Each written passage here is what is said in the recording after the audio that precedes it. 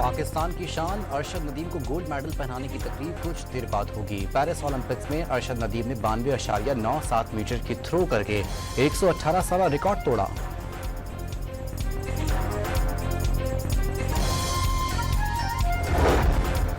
हुकूमत का सालाना 1000 ग्रेजुएट्स को ज़राई तरबियत के लिए चीन भिजवाने का ऐलान।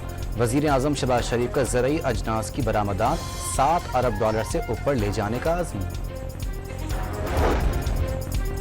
पेशावर हाईकोर्ट ने सानेहा नौमई की तहकीकात के लिए जुडिशल कमीशन बनाने की दरख्वास्त मुस्तरद कर दी।